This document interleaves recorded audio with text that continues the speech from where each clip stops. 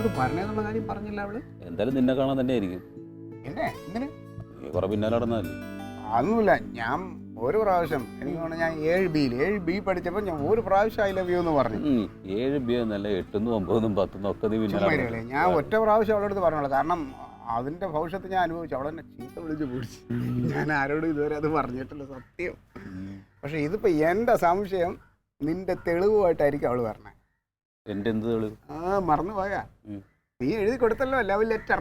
ഓ, ഞാൻ കൊടുത്തത് ക്ലാസ്സിലുള്ള എല്ലാ ചെറുക്കന്മാരും കൊടുത്തു കഴിഞ്ഞതിന് ശേഷം ഞാൻ കൊടുക്കണത്. പിന്നാണല്ലോ എനിക്ക് അബദ്ധം മനസ്സിലായത്. നിങ്ങളൊക്കെ തന്നെയാണ് എന്റെ ആൾക്കാർ. ഇല്ലില്ല, സംഭവം നീ വേറെ സംഭവം അറിയാമോ? ക്ലാസ്സിലുള്ള ബാക്കി കൊടുത്തവരുടെ എല്ലാം തിരിച്ചു ചുരുട്ടി അവളങ്ങ് കൊടുത്തു. നിന്റെ മാത്രം കൊടുത്തില്ല. മാത്രം നിന്റെ ലവ് ലെറ്ററേ ഒരിക്കലും ആർക്കും മറക്കാൻ പറ്റില്ല. നീ അന്ന് അതിനകത്ത് എഴുതി വെച്ച ഓർമ്മയുണ്ട? അരുമയായ സിനിക്കുന്ന നീ എഴുതിയത് എരുമയായ സിനിക്കും.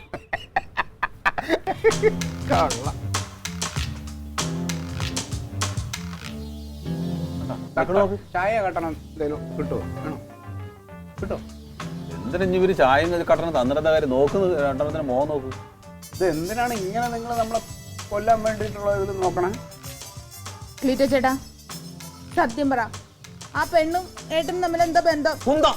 ഞാൻ അവള് ബന്ധം നന്നായി. നീ എന്റെ പാട്ട് പോടി. നീ അവനെ സംശയിക്കണ്ട.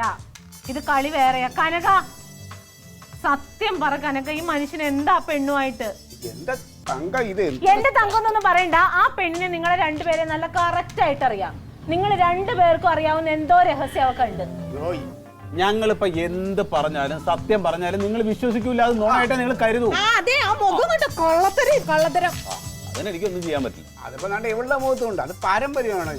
കള്ളത്തിന് എനിക്കൊന്നും അല്ല. എന്നെ കൊണ്ട് പറയിപ്പിക്കലേ ക്ലീറ്റോ.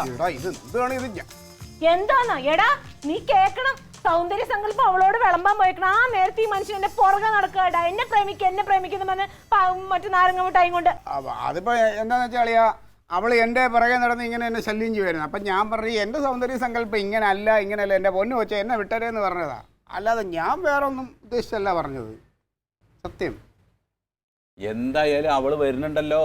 അവള് വരട്ടെ. അവള് വരുന്നു കഴിഞ്ഞാൽ നിങ്ങൾ അവള് വന്നോട്ടെ. അതിനു മുമ്പ് നിങ്ങൾ പറയില്ലല്ലോ.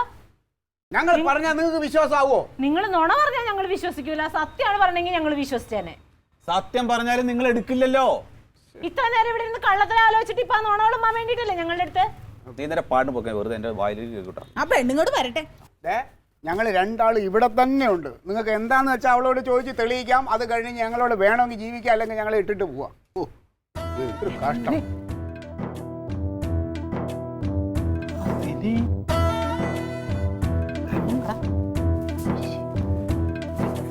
ഹലോ, ഇതാരൊക്കെയാണ്? എന്തൊരു മാറ്റമാണ്. നിങ്ങളും ആകാൻ മാറിപ്പോയി. കണ്ടറിയത്തില്ലാത്ത പരുവായി രണ്ടുപേരും. ഇത് ഭയങ്കര മാറ്റമാണ്. നിനക്ക് മറ്റേ കോന്ത്രപ്പല്ലൊക്കെ ഞാൻ എടുത്ത് കളഞ്ഞു. അതൊക്കെ കൊള്ളാവോ? ബോറാണ് ഇതൊക്കെ. കുഴപ്പമൊന്നുമില്ല. കണ്ണു നോക്കിയാണ്, അതിലൊരു മാറ്റമില്ല. നിനക്ക് എന്താ സത്യത്തിൽ അവിടെ പണി? നീ ആ കറുത്തുപോയി. കറുത്തുപോയോ? അല്ല, ഇപ്പൊ എവിടെയാണ്? ഞാൻ 10-16 വർഷമായിട്ട് ദുബായിലല്ലേ. പ്രവാസി ജീവിതം ജീവിക്കണ്ടേ? അവിടെ എന്താ പരിപാടി? ഹസ്ബൻഡിന് അവിടെ ക്ലിനിക്കല്ലേ. പക്ഷെ ഞാനിങ്ങനെ തോന്നുന്നു നാട്ടില് സെറ്റിൽ ആവുക. അടുത്തു ഹസ്ബൻഡ് തിരക്ക്, ഞാൻ അവിടെ ഒറ്റയ്ക്ക്. ഹസ്ബൻഡിനും എടുത്തുന്നാണ്? അല്ലല്ലോ.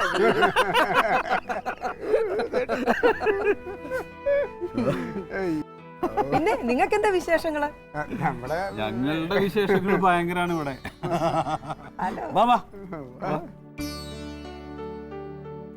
അല്ല ഇതെന്താ? ഹലോ,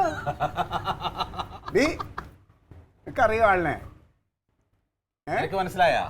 ഞങ്ങൾ തമ്മിൽ ഒന്ന് പരിചയപ്പെട്ടു മുമ്പ്. അല്ലാതെ നിനക്ക് എടി നമ്മുടെ കൂടെ പഠിച്ച സിനി നിനക്ക് ഓർമ്മയില്ല? സിനിയെ കണ്ടിട്ടില്ല?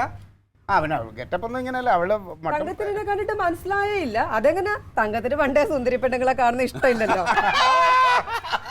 നിന്റെ ഈ തള്ളിപ്പോഴും ഉണ്ടല്ലേ? ഇപ്പൊ എനിക്ക് ഓർമ്മയുണ്ട്. പക്ഷെ ആ ചേച്ചിയുടെ അന്നേരം